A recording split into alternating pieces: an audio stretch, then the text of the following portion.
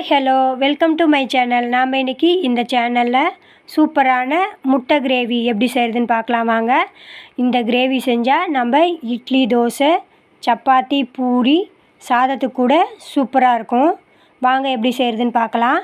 நான் அதுக்கு ஃபஸ்ட்டு ஒரு மிக்ஸி ஜார் எடுத்திருக்கேன். மிக்ஸி ஜாரில் 2 பத்தை தேங்காய் கட் பண்ணி எடுத்துக்கிறேன்.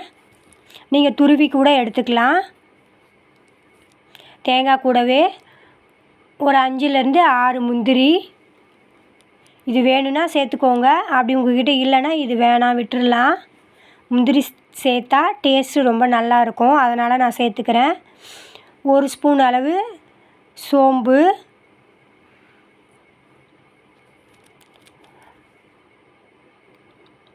1/2 ஸ்பூன் அளவு மிளகு, 1 ஸ்பூன் அளவு சீரகம், இவங்க எல்லாத்தையும் சேர்த்துட்டு நான் கலருக்காக ஒரு காஷ்மீர் சில்லி மிளகாய் சேர்த்துக்கிறேன்.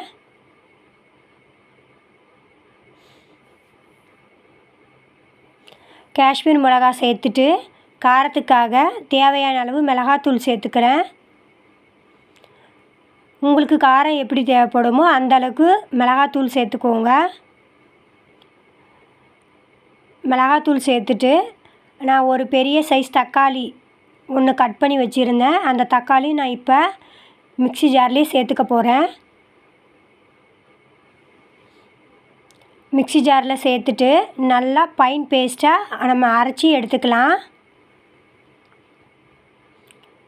நாம் சேர்த்த பொருட்கள் எல்லாத்தையும் சேர்த்தாச்சு. இப்போ நான் மிக்ஸி ஜாரை க்ளோஸ் பண்ணி நல்லா ஃபைன் பேஸ்ட்டாக அரைச்சி எடுத்துகிட்டு வந்துட்டேன் பாருங்கள். கொஞ்சமாக தண்ணி சேர்த்து இந்த மாதிரி நல்லா பேஸ்ட்டாக அரைச்சி எடுத்துக்கணும். இப்போ நம்ம அரைச்சி எடுத்தாச்சு. இது அப்படியே ஒரு பக்கம் இருக்கட்டும். நான் இன்னும் ஒரு பக்கம் அடுப்பு மீடியம் ஃப்ளேமில் பற்ற வச்சுட்டு ஒரு கடாய் எடுத்திருக்கேன். அந்த கடாயில் 2 to 3 டேபிள் ஸ்பூன் அளவு கடலை எண்ணெய் சேர்த்துக்கிறேன்.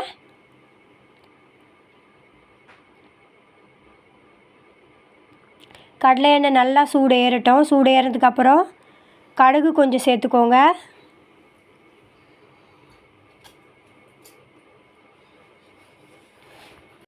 எண்ணெய் நல்லா சூடு ஏறட்டும். சூடு ஏறினதுக்கப்புறம் கடுகு போட்டு கடுகு நல்லா பொரியட்டும். பாருங்கள், ஓரளவுக்கு நல்லா கடுகு பொரிஞ்சிருச்சு. நம்ம சமையலுக்கு எப்பவுமே கடலை எண்ணெய் யூஸ் பண்ணோன்னா தேவையில்லாத உடம்புல கொலஸ்ட்ரால் எதுவுமே இருக்காது. அதனால் நாங்கள் வீட்லேயே ஆடின கடலை எண்ணெய் தான் சமையலுக்கு மோஸ்ட்லி யூஸ் பண்ணுவோம். கடுகு நல்லா பொரிஞ்சிருச்சு. பொரிஞ்சதுக்கப்புறம் நான் பெரிய சைஸ் வெங்காயம் நல்லா ஸ்லைஸாக கட் பண்ணி வச்சுருக்கேன். அந்த வெங்காயத்தையும் நான் சேர்த்து கடுகு பொரிஞ்சதுக்கப்புறம் நல்லா வதக்கி எடுத்துக்கிறேன்.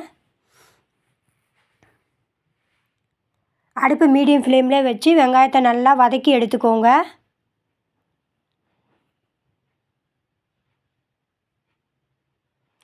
வெங்காயம் நல்லா வதங்கட்டும்.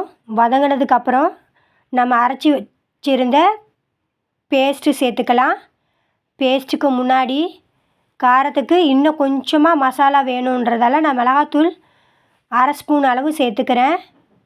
வெங்காயத்தை கூடவே சேர்த்து எண்ணெயிலே நல்லா மசாலாவை வறுத்துக்கோங்க. அப்போ நல்லா வாசமாக இருக்கும். அடுப்பு சிம்மில் வச்சுட்டு நாம் இந்த மிளகாத்தூளை சேர்த்து நல்லா வதக்கி எடுத்துக்கணும். அடுப்பு ஹை ஃப்ளேமில் இருந்தால் மிளகாத்தூள் கருகிடும். மிளகாத்தூள் நல்லா வதக்கினதுக்கப்புறம் நம்ம அரைச்சி வச்சுருந்த பேஸ்ட்டு சொன்னேன் இல்லைங்களா, அதை சேர்த்துக்கலாம்.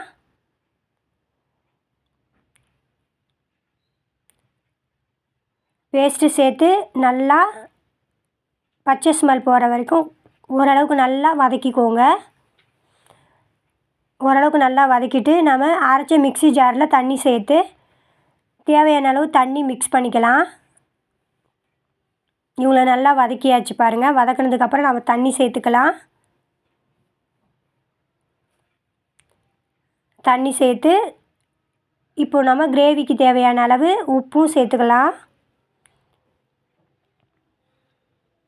நமக்கு எந்த காயுமே வெஜிடபிள் இல்லை அப்படின்னும்போது நம்ம டக்குன்னு இந்த மாதிரி சப்பாத்தி, இட்லி, தோசைக்கு சூப்பராக இந்த மாதிரி ஒரு கிரேவி நம்ம ரெடி பண்ணிக்கலாம். நான் இந்த மாதிரி கிரேவி ரெடி பண்ணி கொடுத்தாலும் எங்கள் பிள்ளைங்க விரும்பி சாப்பிட்டாங்க. நான் எனக்கு தேவையான அளவு தண்ணி சேர்த்து கிரேவி ரெடி ஆகிடுச்சு. இப்போ நான் தேவையான அளவு உப்பும் சேர்த்துக்கிறேன். உப்பு சேர்த்துட்டு நான் கல் உப்பு தான் யூஸ் பண்ணுவேன். அதனால் நான் தேவையான அளவு கல் உப்பு யூஸ் பண்ணிக்கிறேன்.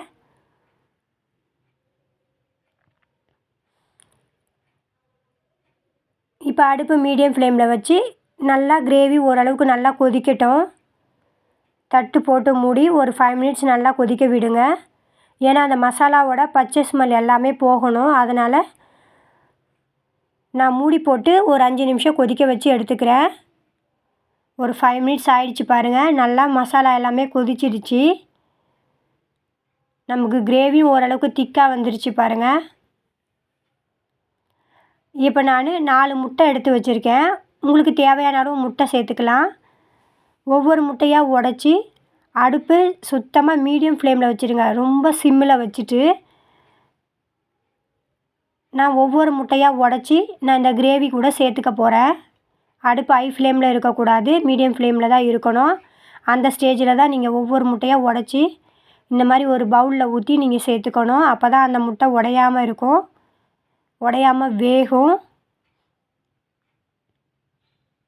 இந்த மாதிரி நீங்கள் ஒவ்வொரு முட்டையாக உடச்சி இந்த கிரேவி கூட சேர்த்துக்கோங்க. அவ்வளோதான் ஃப்ரெண்ட்ஸ், முட்டை சேர்த்தாச்சு.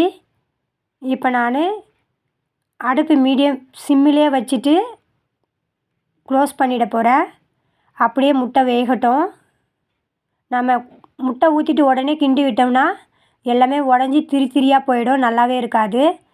அதனால் நான் மூடி போட்டு ஒரு 2 மினிட்ஸ் நல்லா முட்டை வெந்ததுக்கு அப்புறம் நான் கரண்டி வச்சு பொறுமையாக கிண்டி விட்டுக்கிறேன். பாருங்கள், முட்டை உடையாது, முட்டை வெந்துருச்சு.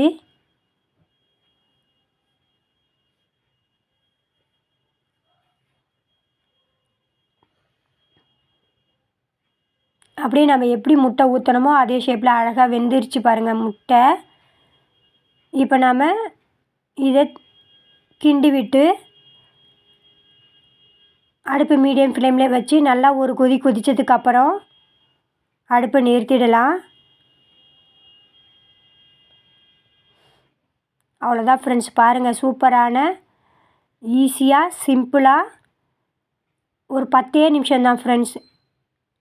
சப்பாத்தி, இட்லி, தோசை, சாதம் எல்லாத்துக்குமே சூப்பரான முட்டை கிரேவி ரெடி ஆகிடுச்சு. நீங்களும் வீட்டில் இதை ட்ரை பண்ணி பார்த்துட்டு எப்படி இருக்குன்னு சொல்லுங்கள். எல்லாம் ரெடி ஆனதுக்கப்புறம் கொத்தமல்லி இலை இருந்தால் மேலே தூவிக்கோங்க, நல்லா வாசனையாக இருக்கும். நாங்கள் அன்றைக்கி முட்டை கிரேவி வச்சுட்டு சப்பாத்தி செஞ்சு சாப்பிட்டோம். டேஸ்ட்டு அட்டகாசமாக சூப்பராக இருந்துச்சு.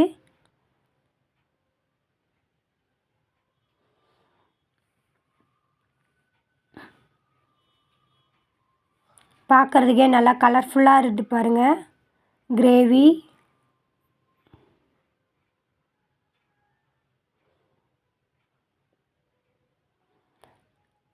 எண்ணெயும் அதிகம் இல்லாமல், காய்கறிகளே இல்லாமல் சூப்பரான சிம்பிளான முட்டை கிரேவி சூப்பராக ரெடி ஆகிடுச்சு. டேஸ்ட்டும் அட்டகாசம் சூப்பராக இருக்குது. நீங்களும் வீட்டில் இந்த கிரேவி செய்து பார்த்துட்டு டேஸ்ட்டு எப்படி இருக்குன்னு கமெண்ட்டில் சொல்லுங்கள். இந்த வீடியோ பிடிச்சிருந்தா லைக் பண்ணுங்கள், ஷேர் பண்ணுங்கள், கமெண்ட் பண்ணுங்கள். தேங்க்யூ.